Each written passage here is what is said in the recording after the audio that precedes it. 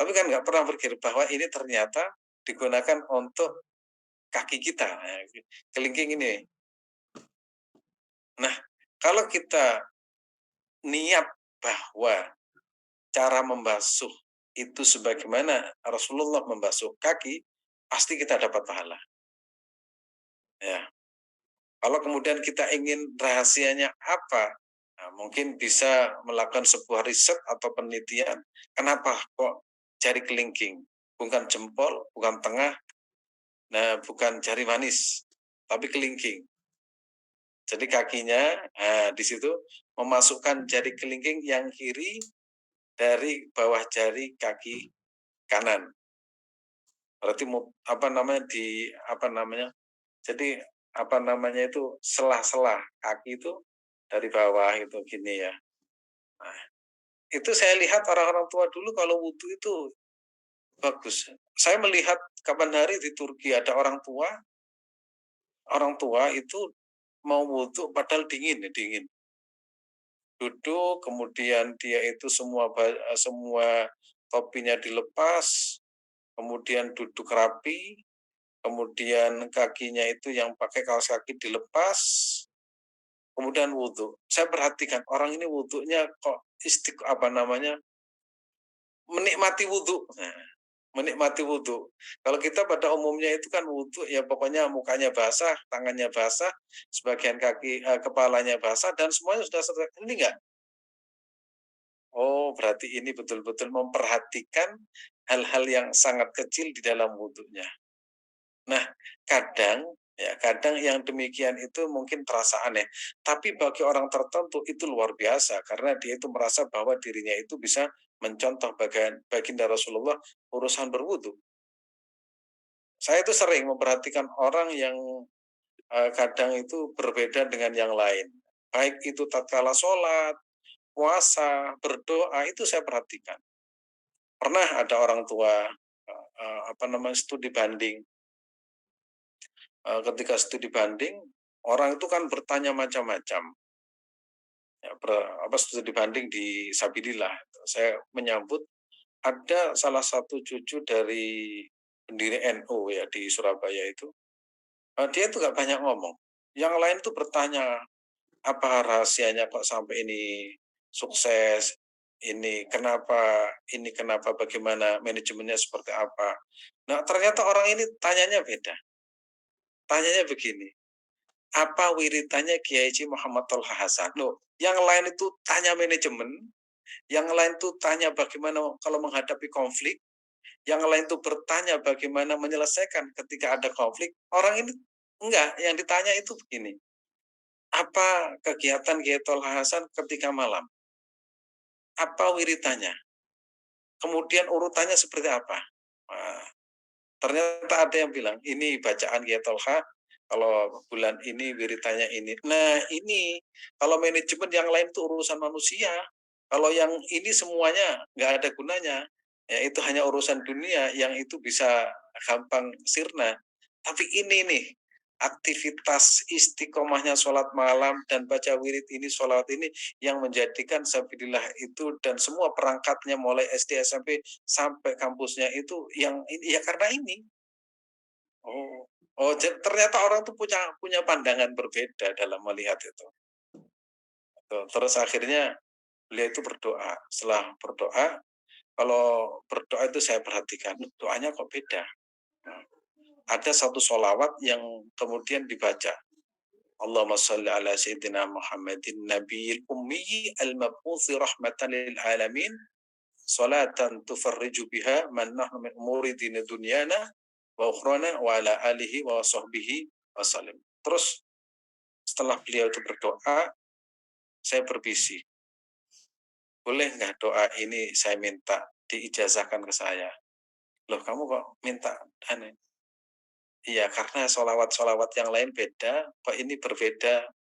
Makanya nanti saya ijazahkan ke kamu, tapi jangan bilang-bilang. Terus beliau berbisik, terus saya menulis.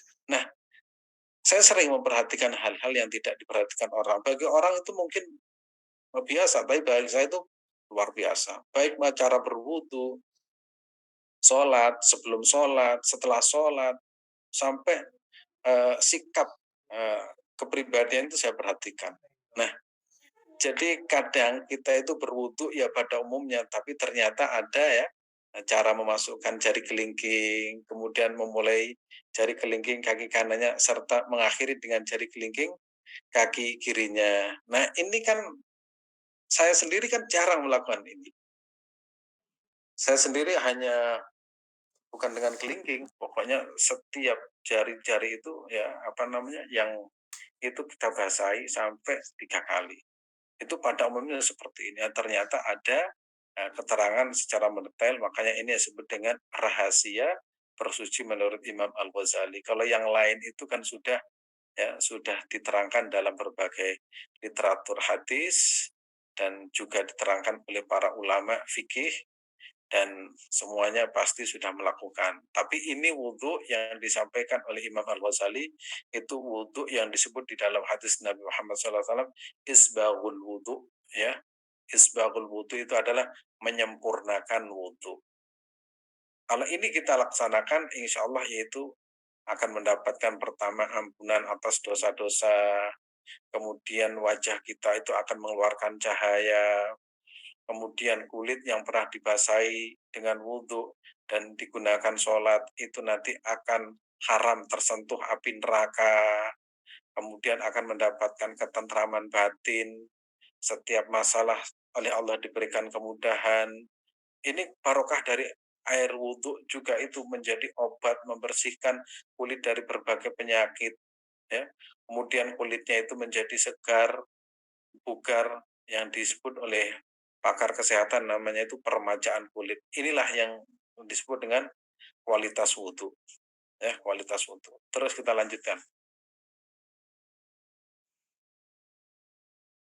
Kemudian setelah itu doa membasuh kaki.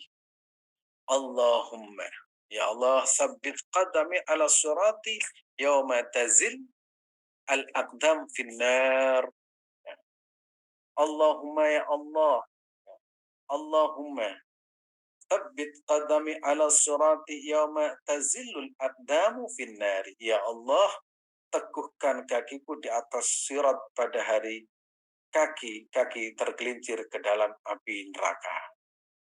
Jadi semua orang itu punya potensi masuk neraka dan juga semua punya potensi masuk surga Allah Subhanahu wa taala.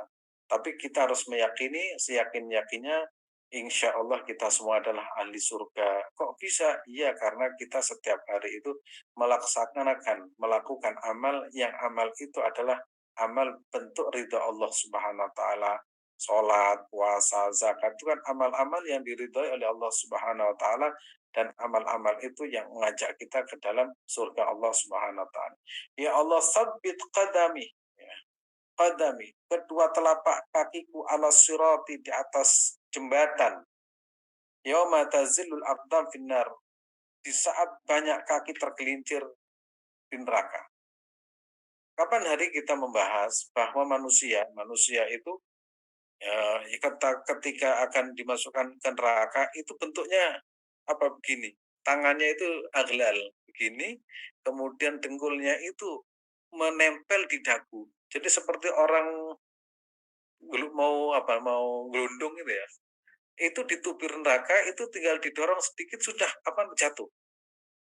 Sudah jatuh. Itu kalau permanen di neraka adalah orang-orang kafir, ya. Orang-orang kafir itu permanen.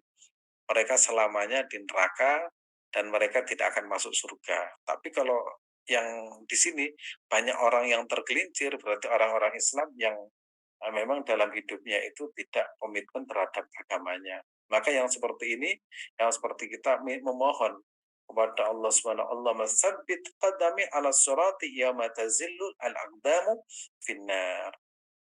Nah, itu kemarin saya sampaikan ya. Orang yang ahli sholat, ahli wudhu, ahli puasa, mereka itu oleh Allah dites. Tes-tesannya itu bukan tes tulis, juga bukan pertanyaan. Tes-tesannya itu adalah sujud.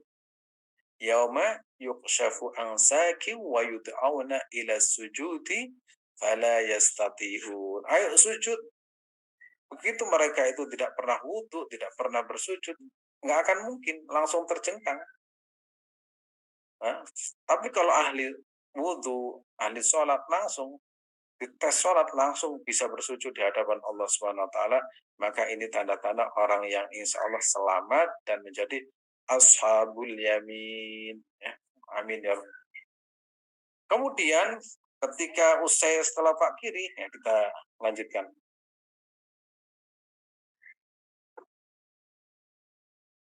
Selanjutnya, doa ketika basuh kaki kiri. Allahumma tsabbit qadami ala surati yawma tazil al-aqdam. Ya, al-aqdam. Yawma tazil al-aqdam. Al-munafikin. Oh, ini apa namanya? Kelebihan al ya. Allahumma ya Allah sabbit qadami ala surati yawma tazil aqdamal munafiqin. Ya, aqdamul munafikin. Allahumma ya Allah sabbit qadami, kokohkan kaki ala surati di atas jembatan yauma, pada suatu hari kiamat, tazillu aqdamul munafikin, yaitu uh, kaki, di mana kaki orang-orang munafik itu melangkah. Kita selamat insya Allah. Orang munafik itu apa? Orang-orang munafik itu ya innal munafiqina fid darkil asfali minan nar. Sesungguhnya orang-orang munafik itu fid darkil asfali minan nar, di dalam neraka yang paling bawah, yaitu keraknya api neraka. Nah, ini yang betul-betul munafik. Munafik itu apa? Munafik itu dalam kategori orang-orang yang percaya kepada selain Allah. Tapi prakteknya dia itu dekat dengan orang muslim, seperti orang kafir, ya orang kafir. Orang sejatinya dia itu orang kafir. Tapi ketika berkumpul dengan orang Islam, misalkan, kan nggak mungkin orang kafir itu membela Islam, kan nggak mungkin. Tapi dia itu berkelompok dengan orang Islam, pura-pura ikut apa namanya, pura-pura ikut mendukung, pura-pura ikut berjuang, pura-pura ikut menyumbang, tapi sejatinya itu punya agenda lain, yaitu untuk meruntuhkan Islam atau cari simpati. Nggak ada ceritanya orang kafir itu saya berjuang untuk Islam, nggak ada. Tapi kalau ada orang kafir masuk di situ, berarti kita harus waspada dan harus hati-hati. Ya, harus hati-hati. Maka itu yang disebut dengan munafik. Innal munafikina lakadzibun. Surat apa? Surat Al-Munafikun. Surat Al-Munafikun itu innal munafiqina, sesungguhnya orang-orang munafik, lakadzibun. Nah, di sini kalau di apa namanya? Di ayat ini sesungguhnya orang-orang munafik, innal munafikina lakadzibun. Lam itu dalam bahasa Arab lam taukid. Di depannya itu ada inna. Sesungguhnya orang-orang munafik lakadzibun, betul-betul berbohong. Saya berjuang sama ente. Sudah apa saja saya bantu. Itu di luar, tapi di di dalam, di luar nggak seperti itu. Karena teks ayatnya innal munafikina lakadzibun. Seolah-olah dia itu baik. Wa idza qalu ila syayatinihim qalu inna ma'akum innama nahnu mustahzi'un.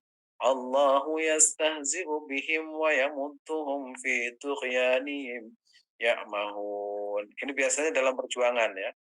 Dalam perjuangan misalkan kelihatannya baik, kelihatannya menyumbang, kelihatannya itu simpati ya. Tapi wa idza kalau ila syayatinihim, ketika mereka itu berkumpul dengan tokoh-tokoh pejuang, nahnu ma'hum, kamu bersama mereka, kami bersama dia. Tapi ketika mereka pada kelompoknya nahnu mustahziun, ya, mustahzi itu menghina. Orang Islam gampang, orang Islam dikasih sarung sudah selesai. Orang Islam gitu. Jadi karena memang itu perilakunya di Al-Quran seperti itu. Oh gampang orang Islam dikasih sarung sudah mau dia. gampang dia dikasih itu. Wa idza khalau ila syayatinihim qalu inna ma'akum innama nahnu mustahzi'un. Allahu yastahzi'u bihim wa yamudduhum fi tughyanihim ya'mahun. Nah, mudah-mudahan kita selamat ya dari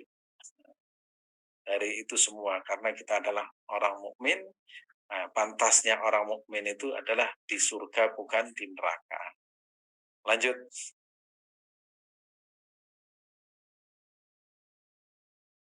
Nah, batasan membasuh kaki batasan. Nah, itu ada batasannya adalah membasuh kedua kaki hingga kedua mata kaki. Nah, itu batasannya. Di atas ya, di atasnya. Di atas mata kaki. Boleh melebihi di atas mata kaki karena yang demikian bisa menjadikan mata kaki bercahaya di akhirat. Jadi semua tubuh manusia yang tersentuh air wudhu itu pasti akan mengeluarkan cahaya. Dalam bahasa hadisnya ghurran muhajjalin. Ghurran itu mengeluarkan cahaya yang terang. Jadi ada sorotnya bahwa ini adalah orang ahli wudhu. Bahkan air tersebut yang membasuh kaki, kaki itu akan mengeluarkan cahaya dan kalau kita sholat kaki itu tidak akan tersentuh panasnya api neraka. Jadi ada teks hadis yang bunyinya begini. Anggota tubuh manusia yang digunakan sujud haram bagi neraka menyentuhnya. Ya, itu pertama. Yang kedua, hadis yang menceritakan tentang ainani la tamassuhuma annar. Dua mata yang sama sekali tidak akan tersentuh api neraka. Pertama, ainun bakat min khasyatillah. Mata yang menangis karena takut kepada Allah Subhanahu wa taala. Yang kedua adalah ainun batat tahrusu fi sabilillah. Mata yang tidak tertidur, terjaga, selalu berjuang di jalan Allah Subhanahu wa taala. Pendeknya itu para ulama ini. Kalau malam bangun mendoakan murid-muridnya, mendoakan umatnya, mereka itu kalau punya uang kadang fakir miskin dibagi-bagi. Dia itu bisa berbagi bukan untuk mencari ketenaran, tapi adalah mereka melakukan itu karena berjuang di jalan Allah. Kemudian dia itu nangis ketika tidak berhasil, ya, karena merasa tidak berhasil. Aku telah berjuang tapi belum kau takdirkan berhasil. Mereka bersedih, ya Allah, aku belum bisa berhasil.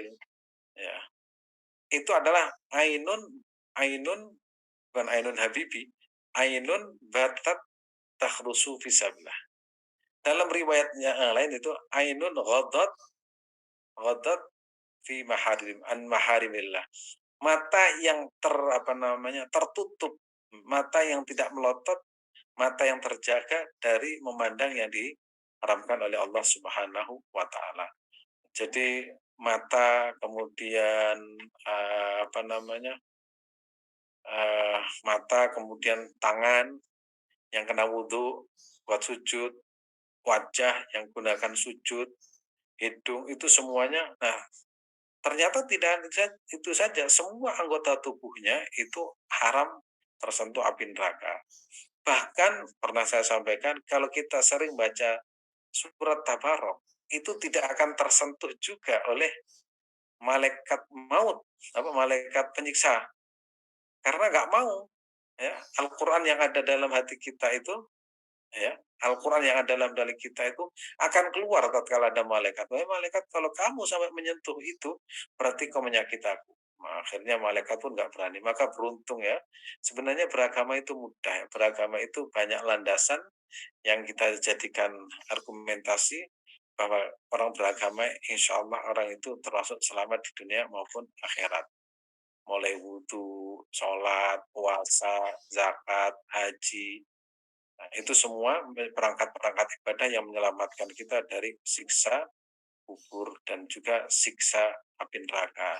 Sebelum itu semua kita lakukan, Ya, sebelum itu semua terjadi, di dunia pun kita insya Allah selamat. Selamat, orang yang berwudu manfaatnya ini dan itu, orang yang sholat manfaatnya ini dan itu fakta dan tidak bisa dibantah.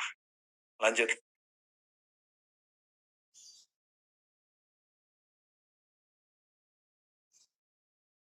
Baru kemudian setelah semua selesai, ada doa. Doa setelah wudu. Ya, doa setelah wudu, Allahumma ja'alni minat Allah, oh ini kok berubah ini. Allahumma ja'alni minat tawabin wa ja'alni minal mutahhirin.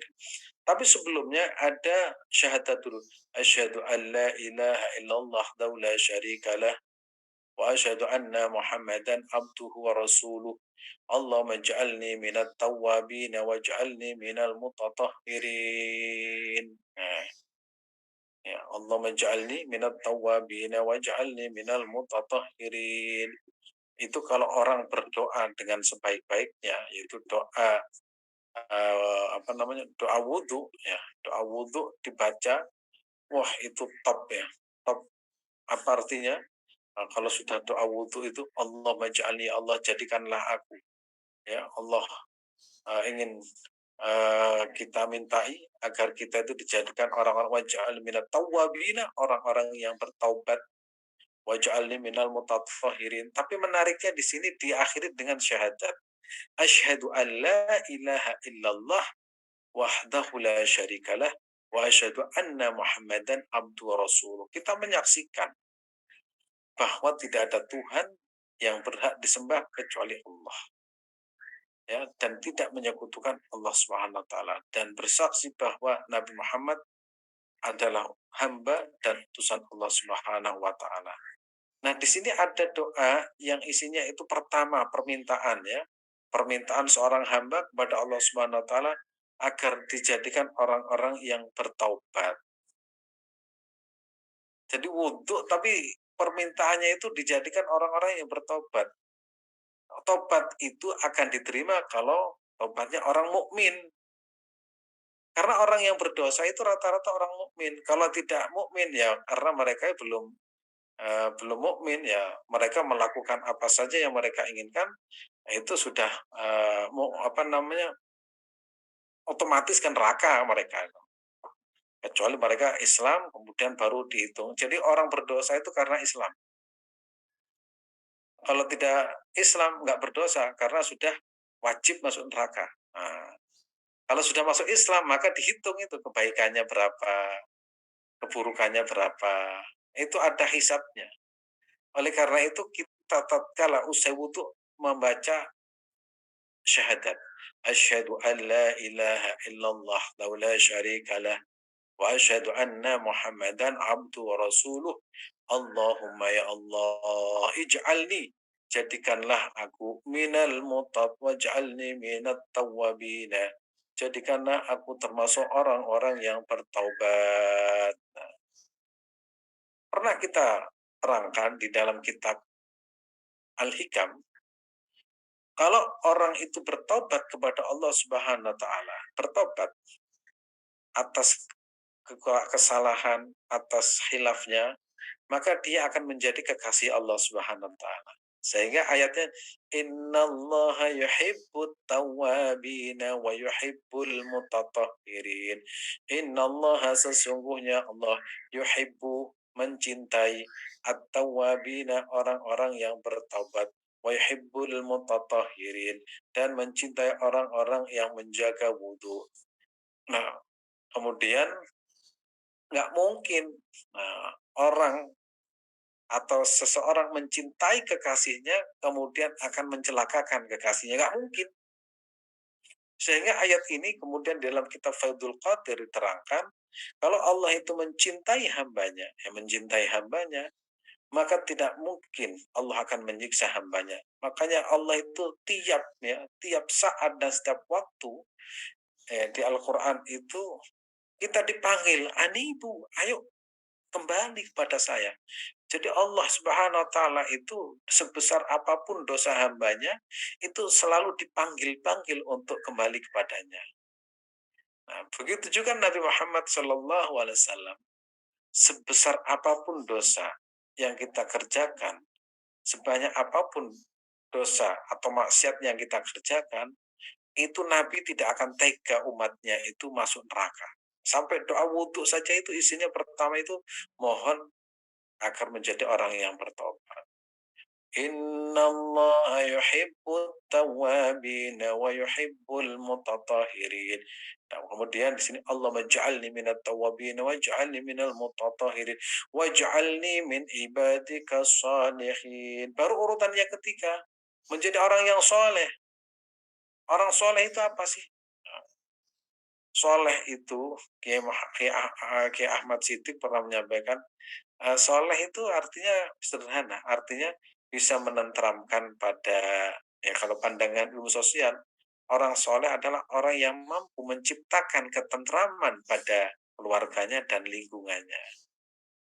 Orang Islam yang sudah bisa menciptakan keluarganya senang, masyarakatnya senang, bahagia. Bukan sebaliknya, orang sholat tapi semua diancam. Kamu sholatnya nggak benar masuk neraka. Kamu sholatnya itu salah, ibadahmu salah. Loh, terus yang benar yang mana? Ya kayak saya. Masa ya dari sekian juta orang yang benar hanya 2-3 orang. Jadi innallaha yuhibbut tawwabin wa yuhibbul mutatahhirin. Kemudian waj'alni min ibadika shalihin. Orang-orang yang soleh atau orang-orang yang menenteramkan pada keluarganya, lingkungannya, masyarakatnya, orang-orang yang mereka itu beramal, ya beramal kebaikan, implementasi dari ilmunya. Wal asri innal insana lafi khusr illa alladhina amanu wa amilus solihat. Amal soleh. Pokoknya orang soleh ini didoakan terus menerus. Kalau doa itu, ya kalau kita wa ala ibadillahi sholihin. Ya, doa juga kepada hamba-hamba yang soleh, hamba-hamba Allah yang soleh. Nah, kemudian kriteria secara individu, anak yang bisa mendoakan orang tuanya itu ya anak soleh, anak soleh. Jadi jangan sampai misalkan begini, eh, kita minta doa kepada anak kita. Nah, nanti anak saya insya Allah mendoakan. Anak itu bisa mendoakan kalau dia itu punya pendidikan yang mapan. Karena waladun soleh, anak yang soleh, baru sifat anak soleh itu yad'ulahu. Kalau anak soleh, itu pasti mau mendoakan orang tuanya. Nah, kalau nggak soleh, masih hidup saja itu orang tuanya dibiarkan. Masih hidup, itu dibiarkan. Kan? Orang tuanya itu makan apa, cukup apa enggak, susah apa enggak, kebutuhannya belum belum mati itu sudah dibiarkan. Apalagi mati, jangan-jangan anak-anak yang tidak soleh itu menunggu kapan segera mati orang tuanya. Tapi insya Allah anak kita enggak. Makanya kita kalau bisa setiap hari berdoa munajat kepada Allah Subhanahu Wa Taala, ya baca Al-Fatihah untuk anak-anak kita, ya kita doa, kita munajat kepada Allah, waj'al rabbi ja'alni muqimas shalah wa min dzurriyyati rabbana wa taqabbal du'a rabbi ja'alni, ya Allah jadikanlah aku, rabbi ja'alni muqimas shalah min dzurriyyati. Dan doa itu selalu saya baca setiap akhir dari pengajian. Karena kita tidak tahu, karena kita tidak mampu, karena kita tidak berdaya. Hanya kekuatan doa itulah yang bisa eh, kita sampaikan kepada Allah, mudah-mudahan anak kita menjadi anak yang soleh. Makanya sampai pokoknya waj'alni minas solihin, ya. Kemudian berikutnya adalah waj'alni sabura syakura waj'alni saburan syakura waj'alni, jadikanlah aku ya Allah saburan, orang yang benar-benar bersabar, abdan syakura, abdan sabura. Ini menggunakan namanya syigat al-mubalaghah, artinya itu betul-betul bersabar. Wah, kalau nggak sabar itu nggak bisa. Sabar artinya menahan. Makanya puasa itu disebut dengan sabar. Wasta'inu bis sabri was shalah. Wasta'inu, mintalah tolong kepada Allah bis sabri, dengan sabar. Nah, sabar itu dengan menahan diri. Wassalah, makanya orang terdahulu itu suka puasa. Biar apa? Biar lahir batinnya itu terjaga. Kalau orang kuat puasa, insya Allah derajatnya meningkat. Jadi hampir semua ulama terdahulu itu rajin puasa. Entah itu puasa Senin Kemis, entah itu puasa Daud, entah puasa apa saja. Yang penting puasa yang dianjurkan oleh agama.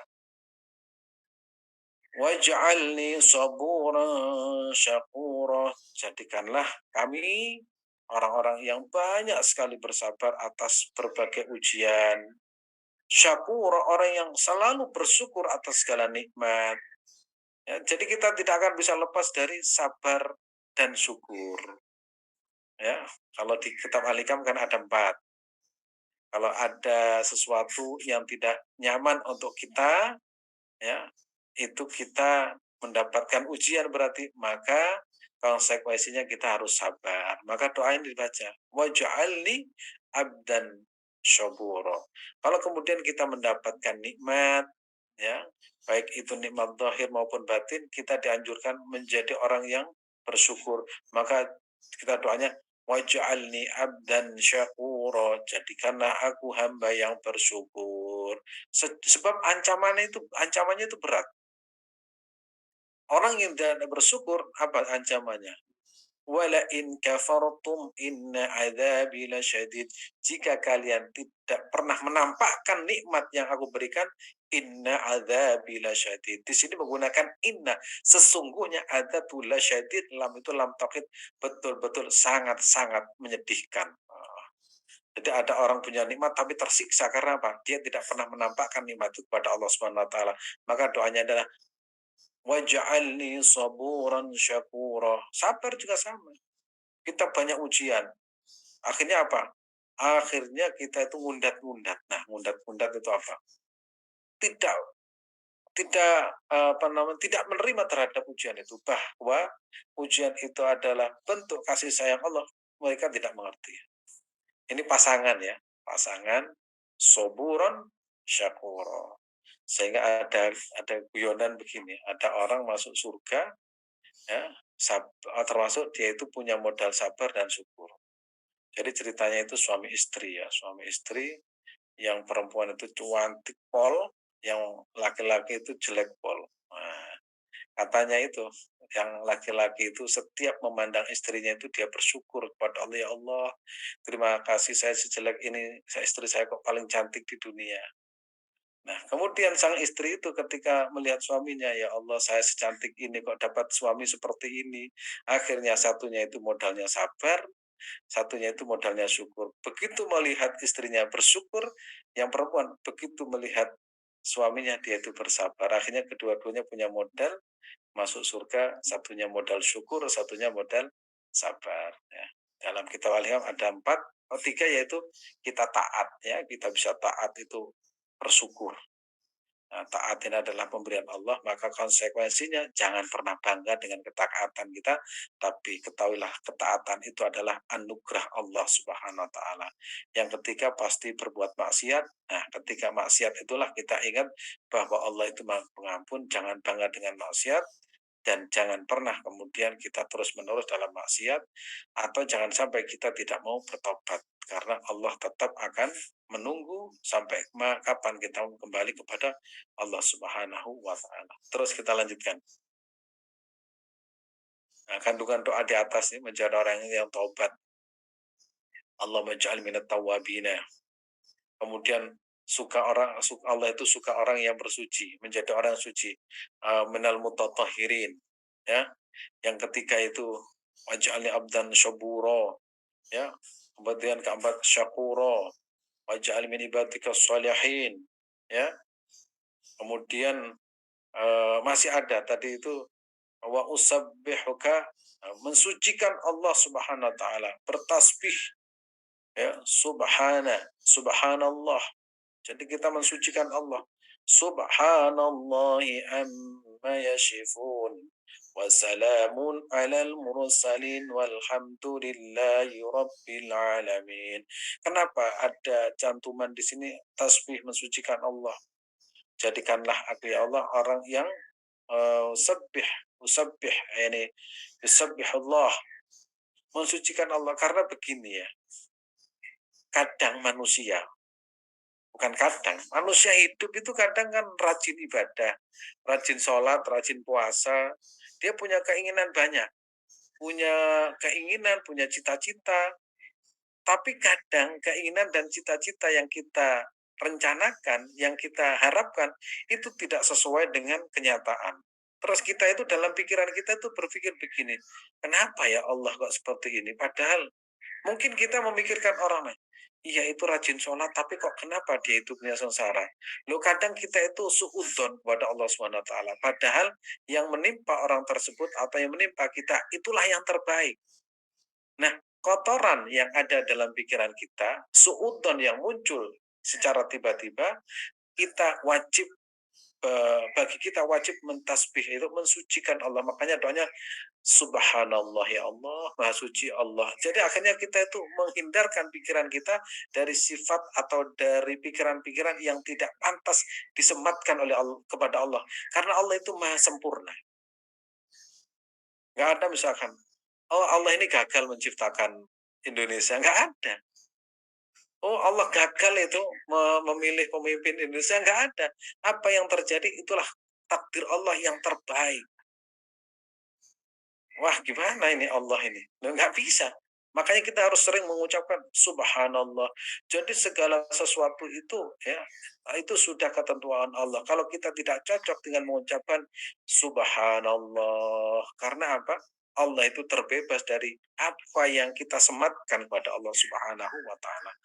Kita menduga ini dan itu karena Allah itu punya keinginan lain dan kita tidak pernah berpikir ke sana. Seperti contoh ya. Rasulullah Shallallahu Alaihi Wasallam hidup, kemudian Rasulullah wafat diganti oleh Abu Bakar. Islam itu kan masih ada di sekitar Mekah, Madinah, mungkin agak jauh dikit di daerah-daerah masih daerah Arab lah. Kemudian ketika Abu Bakar As-Siddiq ya memimpin 2 tahun, itu Islam itu mulai berkembang.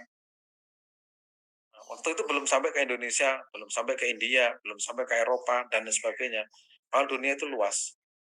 Maka terjadi setelah Rasulullah SAW diganti Abu Bakar As-Siddiq, diganti juga oleh Umar bin Khattab, terjadi pertengkaran, ketidakcocokan satu dengan yang lain. Maka orang-orang yang tidak cocok dengan Umar, mereka itu tinggal di Syria, di Sam. Ya, di Sam. Mereka nggak cocok dengan Umar bin Khattab. Ketika Umar bin Khattab wafat, itu diganti oleh Utsman bin Affan. Oh, terjadi konflik yang sangat besar. Orang-orang yang tidak cocok itu banyak yang pergi. Ada yang tinggal di Palestina, ada yang tinggal di Afrika, ada yang tinggal di Yaman. Mereka itu mulai tidak cocok. Ketika Utsman bin Affan diganti oleh Sayyidina Ali bin Abi tambah meluas ketidakcocokannya. Akhirnya orang-orang yang tidak cocok itu melarikan diri ke daerah-daerah yang aman. Bahkan di zaman Ali bin Abi Thalib itu sudah ada yang sampai tinggal di Aceh kalau nggak salah. Karena mereka tidak ingin mereka itu menghindari konflik.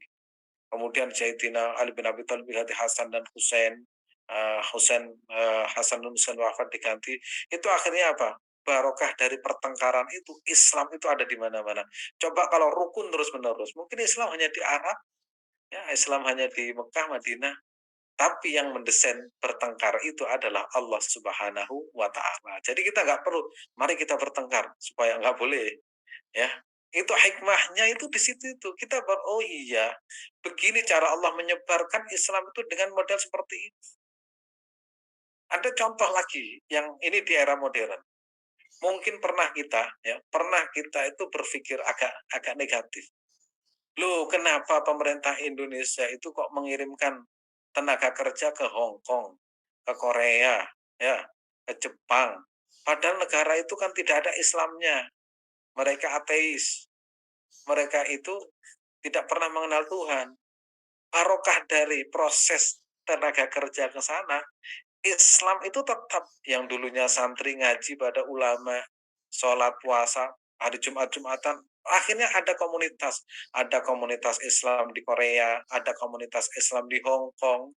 Bumi yang tadinya kering dan menangis karena banyak orang maksiat, mulai bisa tersenyum karena ada orang bersujud kepada Allah Subhanahu wa taala.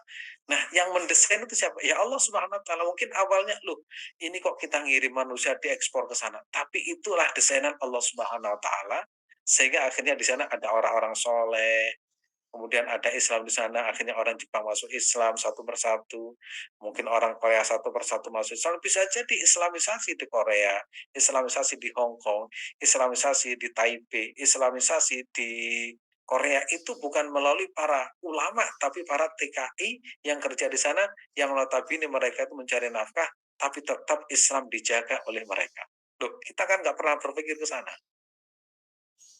Itulah Allah Subhanahu wa taala, semuanya itu Allah Subhanahu wa taala. Jadi, eee, kadang kalau awal-awal, gimana sih kok dikirim, kita nggak tahu. Makanya kalau kita berpikir yang tidak baik, subhanallah, kita subhanallah amma yasifun, wassalamun alal mursal. Makanya tasbih subhanallah, subhanallah. Kadang ada terbesit pada kata, "Ya Allah, kenapa saya rajin ibadah kok nggak diberikan permintaan? Kenapa dia itu tiap hari maksiat kok malah lancar rezekinya?"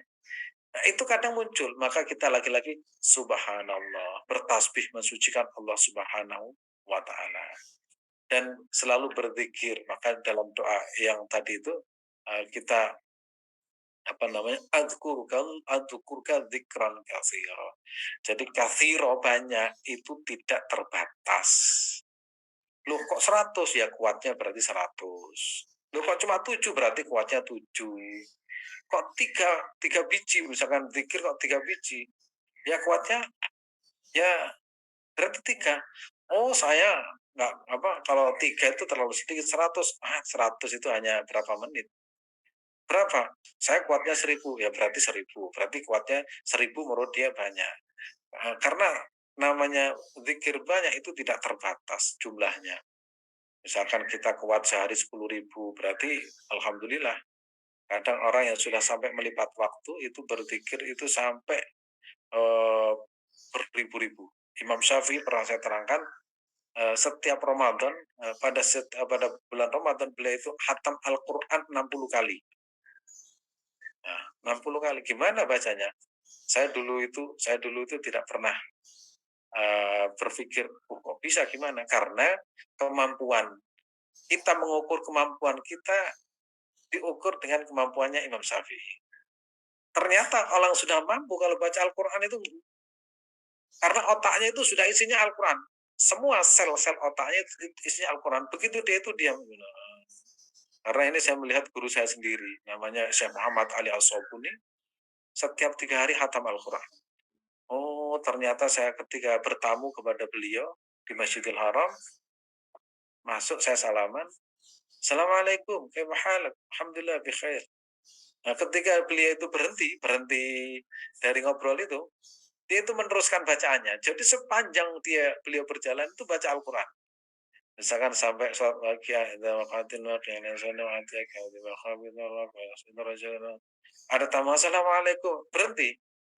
Begitu berhenti ngobrol sebentar, di sela-sela ngobrol diteruskan sampai ayat berapa. Nah, karena hafal sudah menyatu pada Al-Quran. Nah kalau kita kan enggak, sehari itu baca kadang sekali, itu pun dicari halaman. Halaman berapa? Oh, nggak ketemu. Halamannya saja nggak ketemu. Kalau beliau itu 1 detik demi detik itu nafas yang keluar Al-Quran, karena mereka tahu bagaimana berhentinya, di mana berhentinya, bagaimana mulainya, itu karena sudah hafal Quran. Ya sama Imam Syafi'i sehari bisa. Bahkan di dalam kitab Al-Adhkar itu ada yang sehari itu sampai 4 kali hatam. Wah, itu terlalu berat kalau kita tadarusan saja balapan. Alhamdulillah, mau tadarusan kan lumayan ya. Mau tadarus itu sudah top gitu, setahun sekali. Nah, cuma Al-Qur'annya nangis gitu. Kenapa saya kok disentuh hanya setahun sekali? Padahal HP-nya itu setiap hari disentuh. Mungkin seperti itu. Al-Qur'an mungkin kalau ngomong protes. HP-nya loh setiap hari, kadang tidur aja dipeluk. Ya, itu Al-Qur'annya kok setahun sekali. Tapi lumayan lah, ya, lumayan lah. Dan mudah-mudahan Allah SWT senantiasa membimbing kita. Terakhir, nah ini kalau mau sholat 2 rakaat. Kalau nggak mau ya nggak apa-apa. Ya. Ini sholat 2 rakaat wudhu. Ya. Rasulullah meminta sahabat Bilal bin Rabah untuk menceritakan perihal amal yang rutin dilakukan sampai-sampai membuatnya tenar di kalangan makhluk, ya, penduduk langit. Jadi sebenarnya ini sholat rakaatul wudhu itu inisiatif sendiri. Itu kalau ketahuan sekarang itu bid'ah lah, nggak pernah dicontohkan. Karena ketika jalan Rasulullah itu mendengar di surga itu ada terompaknya, sandalnya bilang, set, apa ini keistimewaannya Bilal ini? Kemudian ditanya oleh Rasulullah, Bilal, kamu punya amalan apa? Haditsni, ceritakan kepadaku. Bi arji amalin amaltahu fil Islam, inni sami'tu dafana alaika fil jannah. Coba cerita. Tipulah Rasulullah SAW. Apa sih kehebatan Bilal ini? Masa adzan sampai menjadikan dia itu masuk surga sebelum di dalam surga, sampai sudah ada suaranya. Hadis nih, yaitu coba cerita. Kira-kira diceluk, dipanggil, cerita. Coba apa sih amal yang top menurut dirimu kok sampai saya itu mendengar suara sandalmu di dalam surga. Baru kemudian ma'amiltu amalan arqa indi min anni lam atatahhar fi sa'ati min lailin aw naharin illa salaitu bidzalika adh-dhuhri ma kutiba li an usalliya. Ternyata kalau saya usai wudhu pagi atau siang, saya selalu sholat 2 rakaat. Oh, itu. Oke, kalau gitu sudah, nggak apa-apa, bisa dilakukan. Akhirnya kita itu meniru apa yang dilakukan oleh Bilal bin Rabah. Dan siapa yang mau melakukan itu, dipersilahkan. Ya. Tapi minimal seumur hidup itu pernah ya. Minimal. Jangan sampai nggak pernah sama sekali. Pokoknya kita bulan puasa latihan banyak bersujud. Sebab sujud tadi saya sampaikan, yauma yukshafu an syaqin wa yud'auna ila sujudi fala yastati'un khashi'atan absaruhum tarhaquhum dhillah. Nanti nggak bisa bersujud, malu di hadapan Allah, tercengkang, tapi kita latihan bulan Ramadan, ya. Tarawih 8, ada yang 20, nanti malam belum lagi witir, tahajud, duha. Oh, pokoknya itu modal kapital modal sujud kita banyak lah. Itu kalau dihitung yang 20 rakaat berarti 80 sujud. Kemudian belum lagi ditambah, pokoknya sujud yang kita laksanakan itu menjadi modal kita, dan mudah-mudahan Allah terima, dan insya Allah kita menjadi orang yang bisa bersujud di hadapan Allah nanti, dan akhirnya kita ditarik oleh Allah ke dalam surganya. Terima kasih, saya kembalikan waktunya kepada Hasan.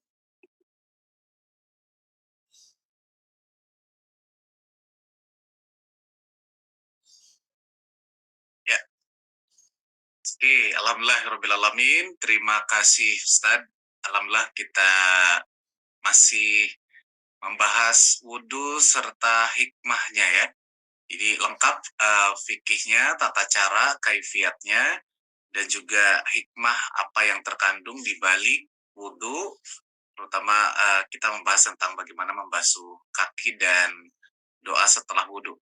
Ini rasanya menjadi ilmu pengayaan ya bagi kita yang selama ini sudah melakukan, dan mungkin juga sudah sering membaca doanya, dan kita dikuatkan kembali tentang hikmah wudhu secara keseluruhan.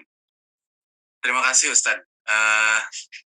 Saya akan ke pertanyaan, namun mungkin Ustadz boleh disampaikan apakah kalau melihat kajian Imam Al-Ghazali ini kan biasanya tidak, maksudnya pembahasan wudhu ini kenapa ada di Ihya Ulumuddin gitu ya?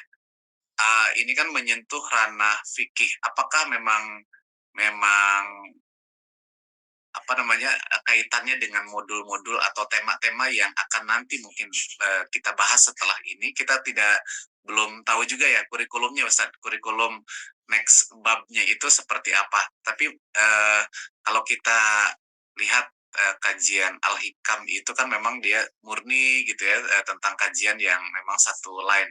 Ini tiba-tiba ada wudhu, ada tata cara wudhu, kemudian hikmahnya. Kita bisa minta gambaran juga mungkin besar ke depan apakah kandungan dari Ihya Ulumuddin ini, ataukah ini adalah bab-bab awal yang apa hikmahnya, kenapa ini muncul di awal gitu. Sebelum saya ke pertanyaan. Nah, itulah perbedaan Imam Al-Ghazali, di mana Imam Al-Ghazali itu disebut dengan Hujjatul Islam ya. Hujjatul Islam itu ibaratnya begini, apapun pertanyaannya tentang apa, itu Imam Al-Ghazali itu bisa menjawabnya. Sampai disebut dengan Hujjatul Islam. Nah, beliau itu menulis di berbagai kitabnya, termasuk yang fenomenal itu kan kitab Ihya. Maka beliau itu memulai dari landasan dasar. Tapi di situ lebih difokuskan pada rahasia. Makanya ada Asrarul Hajj, rahasia haji, Asrarus Sholah, rahasia pada masalah sholat, rahasia berwudu. Tapi tetap disebutkan dari awal. Nah, nanti ya Imam Al-Ghazali itu bab yang lebih dalam-dalam lagi, ada nama babul ujub, bab tentang ujub. Ujub itu dijelaskan secara detail. Babul khusyuk, tentang khusyuk. Kemudian babul roja, tentang roja. Sehingga kalau kita melihat kitab Imam Al-Ghazali, ya Imam Al-Ghazali itu 4 jilid ya. Kitab Ihya itu 4 jilid, tapi ini rangkumannya sehingga tidak perlu membaca secara keseluruhan. Nanti misalkan kalau di kitab yang ringkasan Imam Al-Ghazali itu misalkan ya, di situ ada bab misalkan yang awal-awal itu tidak bisa ditinggalkan, misalkan zakat, asrorul zakat, asrorus siam, rahasia puasa, asrorul hajj, ya. Kemudian rahasia haji, ini cocok untuk orang yang mau menunaikan ibadah haji. Oh, itu membahas itu sampai berhalam-halaman ya. Nah, jadi rahasia haji itu seperti apa itu kalau Imam Al-Ghazali mengupas tuntas. Oh, itu top. Bagaimana para malaikat ikut tawaf, bagaimana para malaikat ikut wukuf di Arafah. Dan ada orang yang bisa menyaksikan seperti itu dan itu diceritakan. Misalkan ada orang ini orangnya sudah meninggal. Waktu itu menunaikan ibadah haji pada tahun 60 berapa? 60. Orang itu kan tidur. Begitu tidur, kakeknya yang mengajak, "Nak, kamu jangan tidur terus kalau berangkat haji. Soalnya tahun ini kalau tidak sampai jumlahnya itu 600.000, maka semua penduduk langit itu akan turun untuk melengkapi kekurangan kuota, ya, kuota haji itu." Ternyata betul, begitu berangkat haji di sana itu menyaksikan bagaimana para malaikat itu tawaf dan sa'i, itu namanya itu penduduk langit. Nah, dikerahkan oleh Allah untuk mengisi ya. Nah, yang seperti itu diceritakan oleh dan itu tidak ada di kitab fikih. Ya, nggak ada. Dan contoh lagi ya tentang haji. Imam Al-Ghazali itu mengutip tentang haji. Nanti kelak itu orang haji itu ada empat bagian.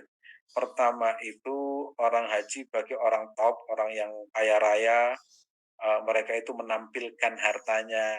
Itu kan berceritanya berapa abad yang tahu, nah, yang dulu. Kemudian bagi seorang pejabat dia itu ingin mendapatkan pujian. Kemudian bagi orang tertentu dia itu ingin mendapatkan ketenaran, konten lah zaman sekarang. Kemudian bagi orang miskin itu meminta-minta. Nah, itu dijelaskan. Oleh karena itu orang haji itu harus ditata hatinya jangan sampai masuk pada 4 golongan, menjadi konten. Kemudian yang kedua itu ingin dipanggil Pak Haji. Kemudian yang ketiga itu supaya dipanggil Pak Haji sehingga manusia itu berpaling kepada dirinya. Itu masuk pada kata rahasia. Nah, itu kelebihan Imam Al-Ghazali. Dan beliau itu ya kalau menulis itu luar biasa. Misalkan babul akli wasyurbi, tentang makanan dan minuman. Kemudian tentang wiritan, tentang nikah. Oh, ini ada. Tentang mencari barang yang halal, tentang bahagia dengan barang yang halal. Nah, kemudian cara berteman, ya. Kemudian cara ber bepergian, kemudian cara meneladani Nabi, kemudian ada ujub, ada sum'ah, ada namimah, ada hasud, ada takabur, itu per bab dijelaskan secara detail. Karena ini adalah awal, ya, maka urusan namanya itu toharoh harus selesai, dan nanti akan kita bahas tentang rahasia yang sampai pada akhirnya. Dan saya masih punya ingin atau rencana, cita-cita ingin ke Ataus. Ataus itu tempat Ataus itu di Iran, tempat makamnya Imam Al-Ghazali. Kalau di Ibn Athaillah saya sudah dua kali, dan masih ingin ke sana lagi. Dan mudah-mudahan Allah berikan kita kesempatan sehat jasmani dan rohani, dan mudah-mudahan ilmu yang kita peroleh manfaat barokah sehingga bisa mengantarkan kita wusul atau sampai kepada Allah Subhanahu wa taala. Jadi itu lebih pada rahasia, ya. Ada lagi rahasia hati, ya. Nanti ada rahasia hati. Oke. Lebih kepada mengungkap hikmahnya gitu ya, Ustaz ya. Mengungkap hikmah, tapi landasannya itu adalah landasan Al-Quran dan hadis serta eksperimen yang beliau rasakan. Eksperimen. Contoh begini, tentang sholawat, ya. Imam Al-Ghazali itu karena alim, itu kalau menulis sholawat itu misalkan begini, Sallallahu alaihi Muhammad. Dalam tulisannya tidak ditambahi dengan wasallim. Itu begitu mimpi, didatangi oleh Rasulullah, ya Ghazali, kenapa engkau tidak menyempurnakan sholawat dan salam kepadaku? Begitu bangun langsung beliau menyatakan, saya didatangi oleh Rasulullah karena sholawat saya tidak sempurna. Sejak saat itu kalau saya menulis sholawat, saya sempurnakan, misalkan Allahumma sholli ala Muhammad, Allahumma sholli alaihi wasallim. Nah, itu mungkin orang tidak akan pernah memperdebatkan. Ini kan boleh, tapi itu berdasarkan eksperimen. Beliau itu diingatkan Allah Subhanahu wa taala kan menyatakan, innallaha wa malaikatahu shalluna 'alan nabi ya ayyuhalladzina amanu shallu 'alaihi wa sallimu taslima. Akhirnya ditulis bagaimana tata cara membaca salawat. Nah, itu ya termasuk eksperimen, dan juga perjalanan rohaninya itu juga dimasukkan. Ya. Baik Ustaz, pertanyaan berikutnya, kalau membasuh kaki, seharusnya kan membasuh kaki, tapi kalau hanya mengusap saja itu hukumnya seperti apa dari Bu Ega? Yang penting basah semua, ya. Itu biasanya dalam kondisi tertentu dipastikan basah, ya, basah dan rata. Makanya menggunakan membasuh itu memang memerlukan air, tapi kondisi tertentu dan tidak memungkinkan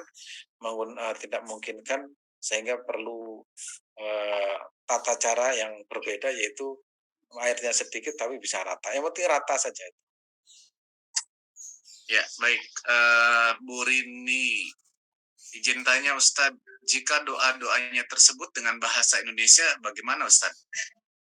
Ya nggak apa-apa, karena tidak diwajibkan menggunakan bahasa Arab, ya. Yang wajib bahasa Arab itu cuma satu, sholat. Kalau menggunakan bahasa Indonesia, dipastikan tidak sah, walaupun terasa khusyuk. Wah, saya lebih enak sholatnya pakai bahasa Indonesia, lebih khusyuk, nggak sah. Nah, karena nggak boleh, itu taufiki yang sudah paten dari sananya. Gitu. Kalau doa-doa yang lain nggak apa-apa. Ya, baik. Pak Ustadz tanya bagaimana dengan air wudhu di mana tangan di kaki di celah-celah jarinya digosok. Iya. Di celah-celah Sela-sela itu tidak digosok. Sela itu gini. Nah, ini. Nah. Kalau tidak digosok bagaimana katanya Ustaz? Mungkin pertanyaan. Ya, digosok di sini. Nah, gini nih ya. Nah, maksudnya. Bukan digosok terus sampai pakai reweng, ya, betul kayak gitu. Pokoknya tangan itu gini. Oke, ini pertanyaannya detail juga nih. Apakah doa baca kaki kanan dan kaki kiri itu sama doanya, Ustaz? Tadi berbeda. Pertama itu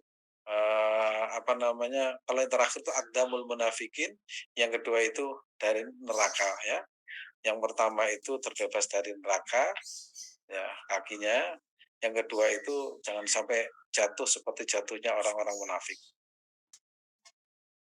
Oke, kemudian jika wudhunya di rumah, lalu di masjid baru sholat wudhu dan tahiyatul masjid, atau jika wudhunya di rumah, sholat sunnahnya wudhunya di rumah. Jadi mungkin wudhunya di rumah, apakah boleh sholat